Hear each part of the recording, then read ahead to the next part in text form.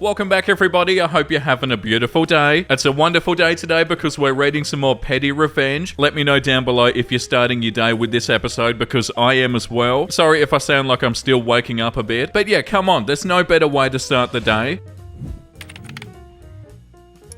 I purposely farted in front of a guy at the gym because he wouldn't take no for an answer. So, a few things. I go to the gym to work out and decompress. I don't see it as a place to be social. I wear large over-ear headphones. I was at the gym and I'd finished one of my sets of deadlifts when a guy walks over. This is something I'm used to despite how much I dislike it. But he starts talking to me and I'm able to pick up that he's trying to flirt. I'm polite and I'm waiting for the proper moment to end the conversation. When he asks me for my number, I decline. He keeps talking and going into the usual shtick of why not and come on. At that point, I'm very uncomfortable and also annoyed because my workout timer has already gone off and it's past my time for me to start my next set. I put on my big girl pants and I tell him that he's making me uncomfortable and I just want to finish my workout. Does he leave? No, he keeps talking now, going on about how he didn't mean it like that and he's not a bad guy. No actual apology to be found. Wow, that's so bad. Now, during this entire interaction, I've had to fart. I was being polite and holding it in until he left, but seeing as he isn't, I think, well, I know a way to get him to leave. As he's still talking, I let it go. It's silent, but rather smelly. It only takes about 2 seconds for him to catch a whiff. He stops talking and the face he makes is too much that I have to bite my lip to stop laughing. That's when he gives me a look of, are you serious? And he finally leaves and I'm left alone to finish my workout. Oh my god, that is so frustrating. Not the fact that you farted, but the fact that you told them to go away pretty much and told them that you were uncomfortable and they don't leave. We read stuff like this on the Nice Guy subreddit all the time. And yeah, ripping a big fart right in front of them is definitely a good thing to do. Like if you're talking to somebody, like in this situation, and they're not interested, and they definitely don't want to talk, the last thing you should do is stand there and try to bloody convince them. Give me one good reason why we shouldn't go on a date. Like walk away if they're not interested. Oh my god. At that point, you deserve to get farted on. The next one is called Police Were Called Because of Leaves. That's gonna cost you. This is recent and very petty, but great. My friend keeps a very clean yard. In the fall, he likes to get all the leaves before it rains and they become a biatch to pull up. His neighbor doesn't care about his yard as he's owned the house for a few years and still not moved in. He lives a few states away. As my friend was finishing up sucking up the leaves with his machine, some of them blew into the neighbor's driveway, maybe like 20 leaves total. My friend finished up and went inside. About 20 minutes later, there was a knock on the door and a squad car outside. The officer said they received a complaint about leaves being blown in the driveway. The neighbor had been watching on his doorbell camera and decided this transgression warranted police intervention. Wow, how bored do you have to be to care about this? You could tell that the officer was visibly annoyed as my friend asked the officer to look at his yard and then his neighbor's. The pettiness. The neighbor had an old car shipped and dropped in the driveway about 8 months ago where it sat ever since. Remember, he still lives a few states away. While my friend told the officer he could clean the leaves, promptly he asked the officer if he could do him a favor, check the car for proper tags. The officer saw the car in question and gave a slight smile. While my friend cleaned the leaves out of the driveway, the officers were walking around the car looking at the VIN and running information. You could hear the neighbor on his doorbell asking what the problem was. There's a law that any car that's in the driveway must have tags and insurance on them. The police gave him a call and told him that his car was in violation and he either needed to put the car in the garage, which would need to be lifted and dropped into the garage, or get the registration, insurance and an e-check on the car that can't be driven. All taken care of within 2 weeks or they'll be back to tow the car and ticket him. Dude cost himself a 10-hour car ride to get his car lifted and stuffed in the garage, all over a few dead leaves. Yeah, and fair enough as well. Like, yeah, dude, maybe you don't have to make an issue out of nothing. Literally not a problem. But no, there's some leaves on my property. Better call the police. Absolute cringe behavior. I left a dirt stain on a man's white Nike shoes because he wouldn't move his feet on a flight. I was flying home from a group trip on AA. Now, on this flight, a man sat next to me. He wasn't super tall, about average in height. He needed to go to the bathroom, so I got up and I let him out, and then got up again to let him back in. As I sat down, my leg hits his. I looked down to see his leg about halfway into my aisle, leaving me with about 1/3 of the space I had. I'm thinking that he's gonna move, and he's got plenty of space because he doesn't have a bag under his seat, but he keeps it there. I'm sitting side saddle in my seat at this point. I look at him, and then at his leg, and then back at him. He blatantly stares at me, and then pulls out his phone and just starts playing on it. So what I do is I lift my foot, and I place it over his foot, setting the dirty sole of my Converses on what what looks like some new Nike shoes, fabric ones too, not leather. He immediately whips his head up at me, and I, following his example, pulled out my tablet and started reading. He pulls his foot away and had a nasty attitude the whole plane ride, but I got my space back. Yeah, and to be fair, this is the right thing to do. Wait a second, did they even ask them to move their foot? Okay, so if you didn't ask them to move their leg, maybe do that first, but definitely do this after. Say the person didn't realize what they were doing. It's a learning lesson for them because they're not going to do it anymore. I'm sure they were doing it on purpose, but some people aren't aware of like the space they're taking up, or just don't think about it, or have never had to think about it. So yeah, hopefully this made them realize that they need to not do this. Sister-in-law insulted my kids, so I exposed her lies. Sister-in-law is the kind of mum that always has to one-up the other kids. She constantly talks about how her kids are smarter and taller and faster, etc. than all her friends' kids. She literally bragged about them peeing more than her friends' kids when they were babies. Okay, so we're off to a bad start. It was worse when my husband and I had our twins. Suddenly, everything was a competition that her kids always won. One of my girls rolled over at 4 months. Her son had rolled over when he was just a week old. The twins both took their first steps around 13 months. Her daughter was running at 4 months. She didn't actually start walking until around 16 months. She even changed the weight of her kids' birth weight, which makes them both heavier than the current heaviest newborn in America. It's so weird that she feels the need to tell such obvious lies, especially to people who know she's lying because they were there when their kids were small. I got annoyed when she went from lying about her own kids to telling me there's something wrong with mine. The girls are a few months shy of 2, and they're both healthy, on track, and hitting their milestones. Sister-in-law has become obsessed with the idea that there's something wrong with them because they're not speaking in long sentences. Oh god, they sound awful. Of course they're not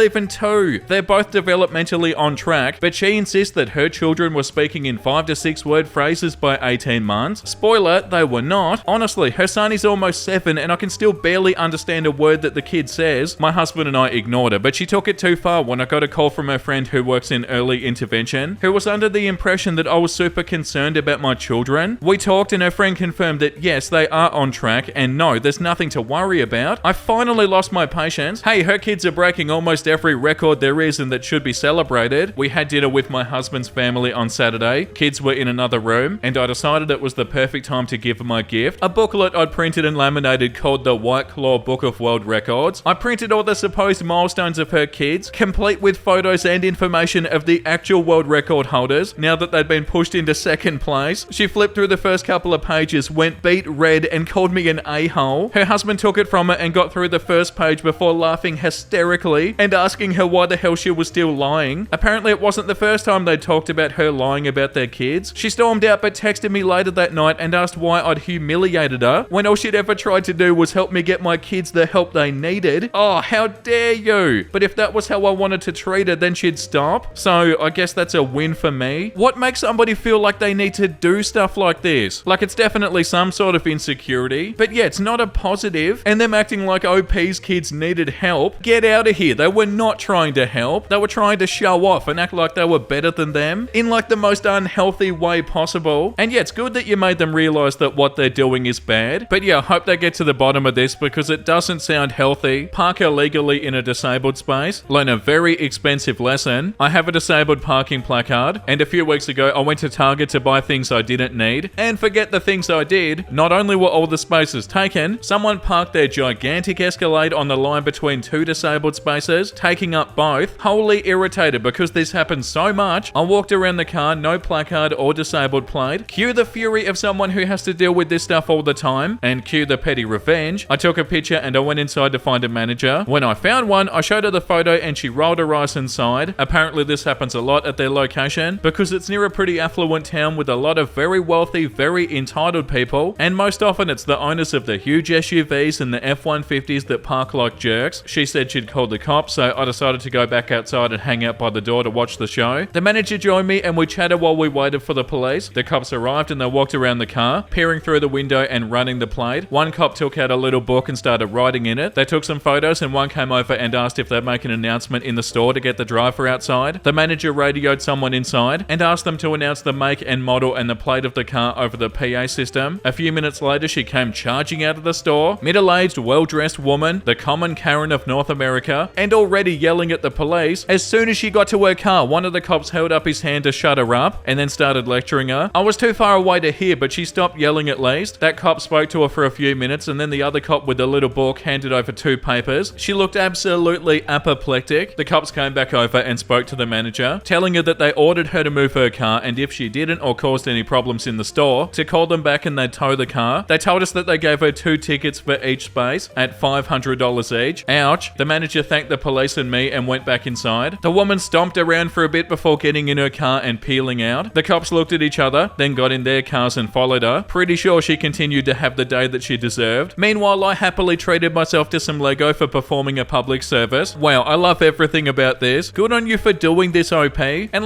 taking up 2 spaces, get fined for it. You'd hope that somebody like this would stop doing this, but I feel like they'd still do stuff like this. And also, buying yourself Lego is such a good thing to do after something like this. You know what? I deserve a good time. Let's buy some Lego. The next one is called Coworker Tried to Claim My 15-page report as her own work to the CEO, got outed in front of him. This was a young woman who only got her job, especially made for her, because her dad was golfing buddies with our CEO. She regularly blamed her team for her numerous mistakes and took all the credit for their hard work. Let's call her Biatch. I used to do trade shows, and after the fall season, I'll be back in the office and I'll create a comprehensive report on the results of the shows, normally 15 plus pages. The Veeps always wanted paper reports, not attachments, so I normally printed them out and distributed them personally to the staff. I handed Biatch her copy as we passed in the corridor, then watched in sheer amazement as she marched into the CEO's office and said, "I kid you not, here boss, I just put this together for you." Stunning. The report was all about trade shows, and she wasn't even in the same department. Cue the revenge. I marched in there right after her and said, "Oh, Biatch, I just realized my report has some numerical errors. Let me have it back and I'll get you a revised one." All the while staring at the CEO with a slightly raised eyebrow. As I left, I heard the most wonderful words from the CEO. "Would you please shut the door as you leave?" Biatch came out about 5 minutes later looking like a ripe tomato. I couldn't resist asking, "How was your little tete-a-tete with our boss?" Are they trying to lose their job or something? That doesn't even make any sense. Why would they do that? Either they don't want their job anymore, or they've absolutely lost their mind. Oh yeah, here's this work that I definitely did and didn't just steal from somebody. What are you talking about?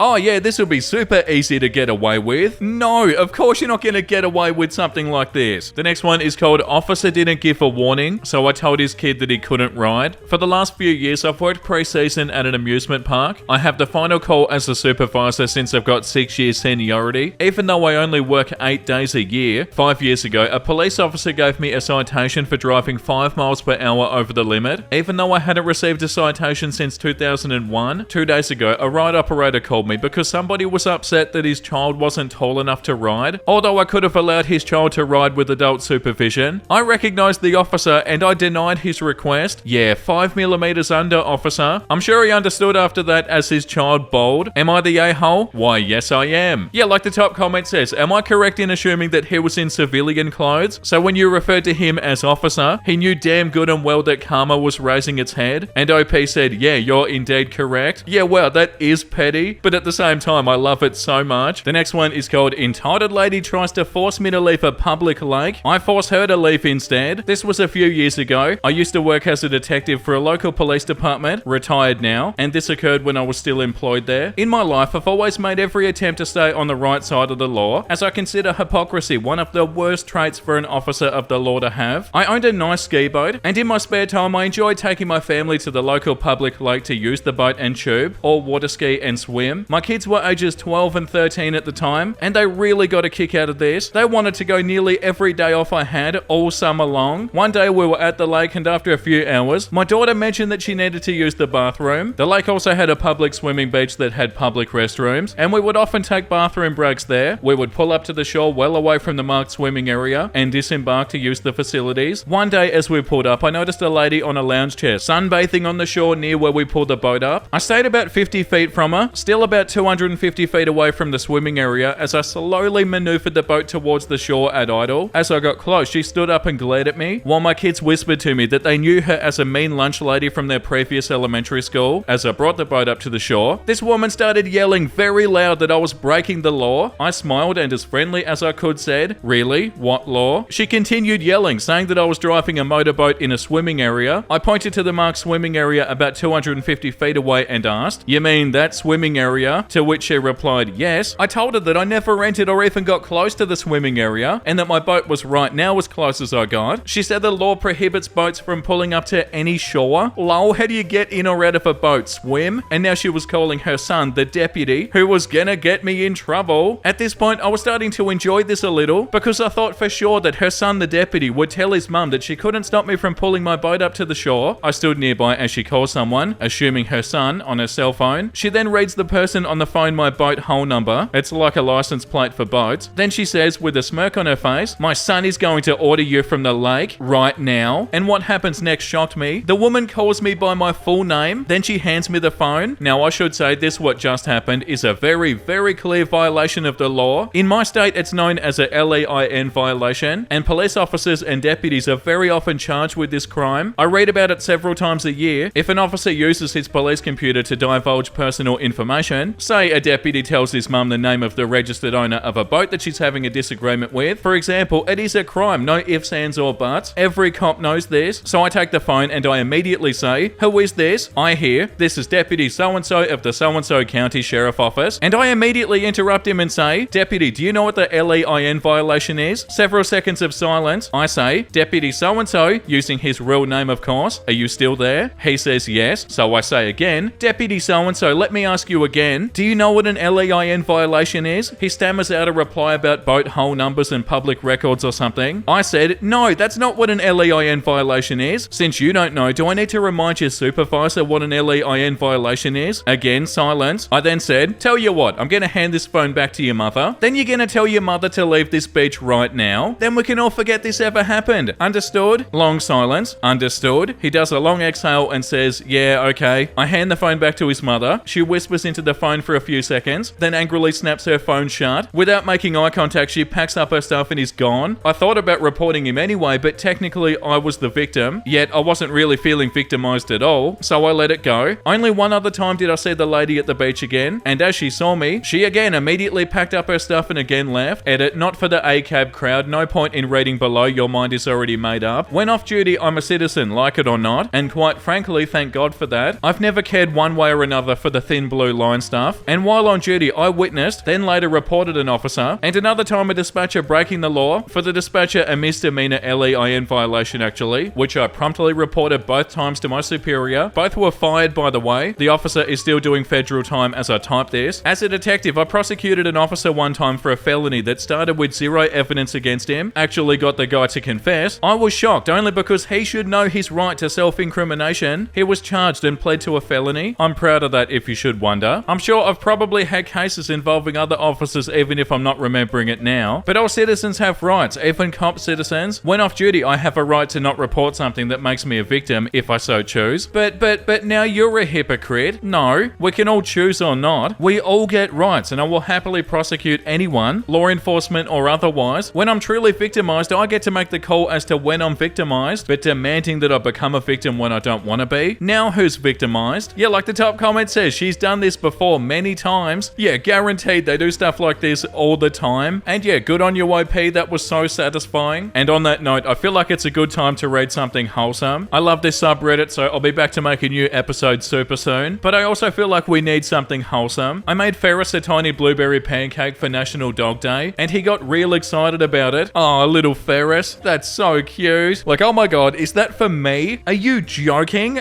This is the best day ever. Stimpy and Olive not being camera shy. They look like a couple that defied all odds to be together. Oh yeah, they do. I think we've seen Stimpy and Olive in a different wholesome meme, but yeah, it's good to see them again. I've been hearing a frog singing from outside our wind chimes for like a month or so, but today I found out it's not just one frog, it's a whole secret society. Wow, that's unbelievable. Little froggies in the wind chime. So they were making noise and the wind chime was like amplifying it. That's so awesome. I wondered why my dog wouldn't come when I called him, and then I found this. Oh, sorry, I'm doing something very important at the moment. I'll be right with you. Thank you for watching, everybody. I hope you had a wonderful time, and if you did and you want to see more of this subreddit, make sure you let me know down below, and make sure you like and subscribe. And the comment of the day today goes to B. McLevy. I was just on a trip to Ireland and Italy all last week, and you put out enough content to watch in between long train rides each day. Thank you for all your fun content, Vincey. Wow, that's so awesome. The second I read that, I knew it had to be the comment of the day. So you're out there on trains from being in Ireland and Italy, and you're watching Vincey episodes. That's so cool, and thank you for the support, and thank you all for the the support, guys. I hope you enjoyed today's episode. And as always, make sure you look after yourself and make sure you have a beautiful, amazing rest of your day. And you know what I'm about to say because I say it every single day. Bye!